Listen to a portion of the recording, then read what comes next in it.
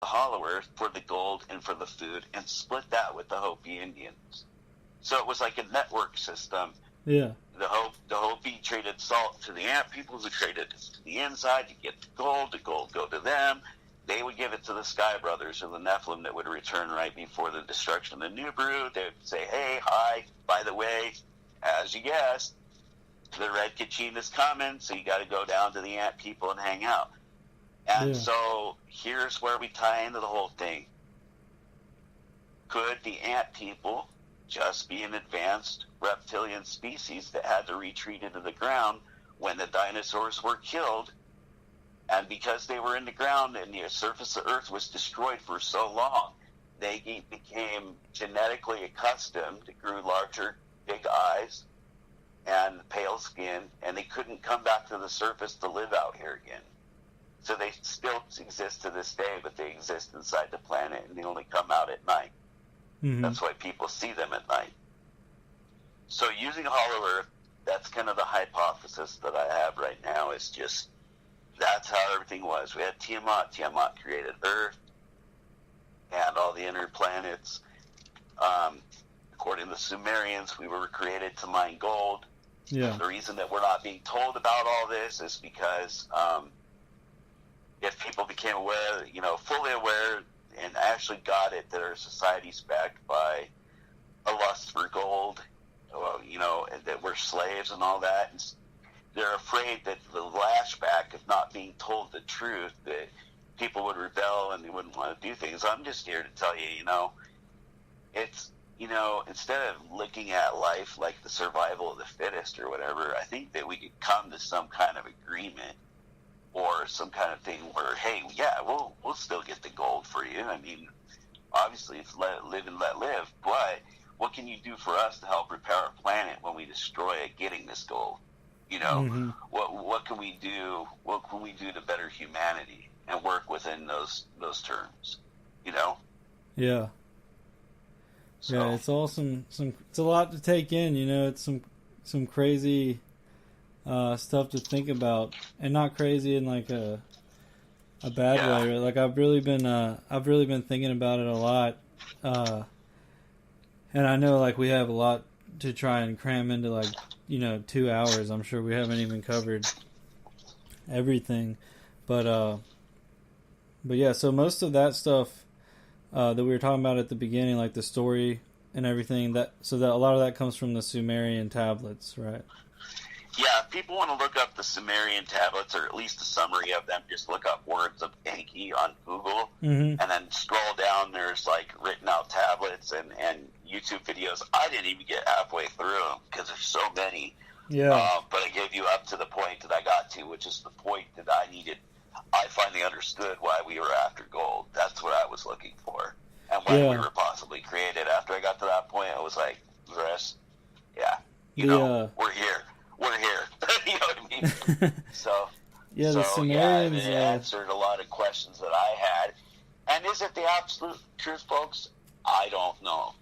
All I've done is open a door for you to do research and for you to decide for yourself.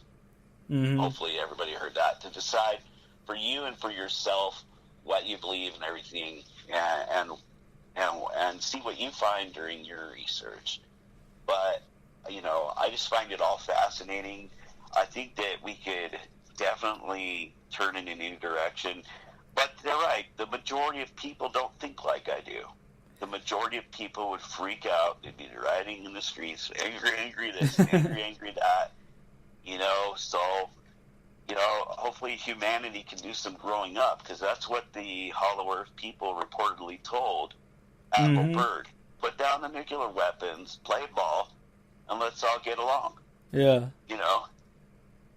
So I wanted to ask, I've seen in some depictions, do you think that the Mammoth Cave is an entrance? Or once was? The Mammoth Cave is supposedly one. There's Patella Palace in Lhasa, Tibet. Mm-hmm. And it's actually built into the side of the mountain, and it is a cave entrance. It was taken over by the Chinese, and the Dalai Lama was kicked out and ousted out so they could take control of that location. There's supposedly one in Brazil. The city of New Brazil is supposedly an underground bunker-type city there. And then there's one in Africa. The only one that, and I heard this from another Hollow Earth researcher, I don't know how true it is, the only continent that doesn't have a cave going all the way down into the Hollow Earth, reportedly, is Australia. Mm-hmm. Interesting. And I don't know how true that is or not. I do know that, excuse me, I'm sorry. I do know that in Arizona, there are rumors that they found Egyptian mummies and things like that. Yeah. And that was part of the big push and move to dam up the Hoover Dam, was to completely swamp and cover these pyramids and cover up these advanced technologies and inside of this mummy. Anything that didn't fit with the Christian Bible, like i.e. these giants they found in the cave, there are reports of them being found in Loch Love Cave. There may be even pictures, but there's no bones around because they were swooped up in the Smithsonian. Yeah. So, and not every, and what people need to know, and this is a big one, I recently had to explain this in groups, is not every giant had 6 toes and 6 fingers. Mm-hmm. Okay? And I don't believe the Nephilim came down here and mated with a 5'5" woman, being 12 foot tall, and their offspring became 50 foot to 2 mile tall giants and lived on Earth. I just don't think that Earth could have ever housed these giants the way it is. They had to have lived, these titans had to have lived in a much larger planet and a much larger habitat, i.e. what Tiamat sounds like it could have been. Yeah. So, yeah. That's any other questions? I was just going to bring up, we talked about it a little bit last time, but about thinking about how UFOs could be from closer planets than we think, coming out of the hollow center of planets. Well, what it boils down to is that with the introduction of hollow planets and hollow moons,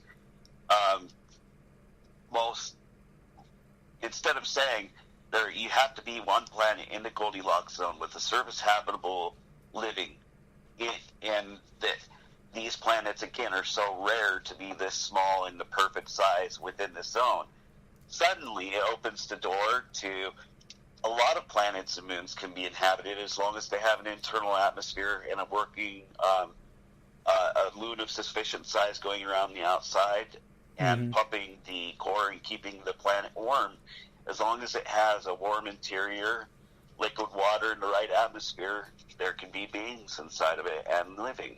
Yeah. And so, it takes it to where Earth being the only one in our entire galaxy maybe having life, or, maybe 10 Earths in our entire galaxy and maybe 10 per all the galaxies. It could be that there's up to 10 different civilizations between all of our planets and moons right here in our solar system that could have advanced life in it and advanced technology. And that's not even getting into intercrustal dwelling. Mm-hmm. So, there's some people out there that believe that Kingu, when it came by and landed in orbit, that the Titans themselves fully constructed it. There are huge, giant, 100-mile wide in between rover tracks on the moon. Yeah. There's another picture I saw that looked like footprints. These footprints, the size would have been about the size of Titan footprints, and if not, you wouldn't have been able to see footprints on the moon. People say they can't be footprints, even though they look just like boot prints on the moon. Yeah. Because the size that they would have to be able to see them through a telescope, it just boggles the mind that there could be a being that big. Mm-hmm. But then you never know. Did the Titans create the moon, or did they terraform it to be able to move into, because they knew that Tiamat was going to be destroyed? Mm-hmm. Did they go to live in Saturn? Did they exist at all? But then again, like I said, you can look up pictures. We have elephants the size of islands, and we have dragons, and I've shown you some of those pictures. It's just, it's ridiculous, the size of what these beings were. And we would be the Lilliputans in the story of Tom Thumb compared to these Titans. They mention, things of that size in the Bible as well. So another thing I wanted to ask about Saturn isn't so like if a planet is mostly like a gaseous planet, supposedly, with like a small, like a core in the middle, like a core of. Do you think that the Titans could live on something like that with the gas? Well, Jupiter is supposedly mostly gaseous, but I believe that Saturn has some crust underneath there. Mm-hmm.